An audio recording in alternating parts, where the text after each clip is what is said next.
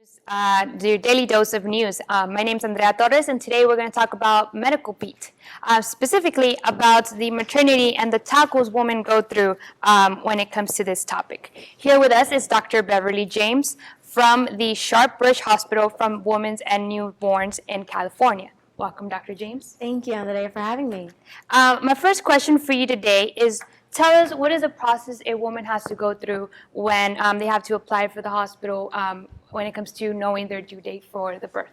Well, Andrea, by 2 to 3 months, someone that is pregnant, whether it be a surrogate mother who is not primarily the biological mother or the actual mother that is pregnant biologically, they can already be registered at their local hospital through their obstetrician, who is their OB doctor for short, which is basically the physician that will be handling her case and the delivery of the baby.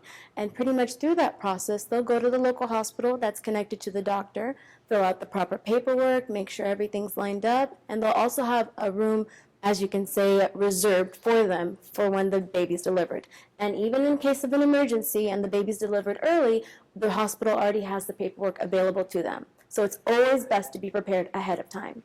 And tell us, what are the common surgery procedures for having a baby? Now, whether it's a biological mom or a surrogate mom, either way, they can have it vaginally, which is what we like to refer to as natural.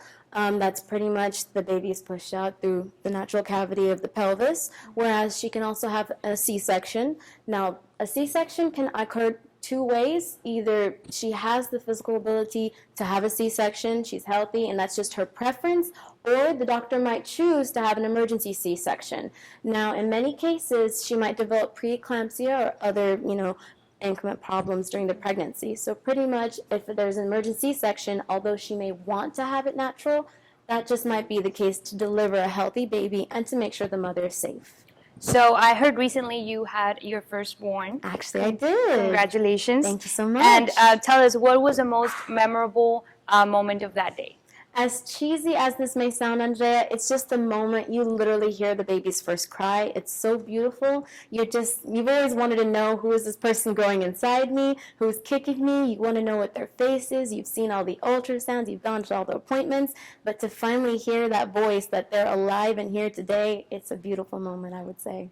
And so as a first-time mom and a doctor, what advice would you give to those first-time moms that are pregnant and that are, I guess, anxious for that day?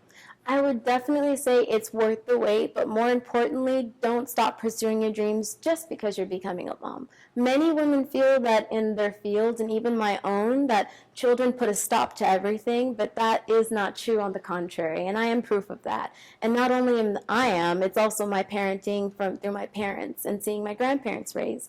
And pretty much you just work hard and you continue working hard as your kids grow up.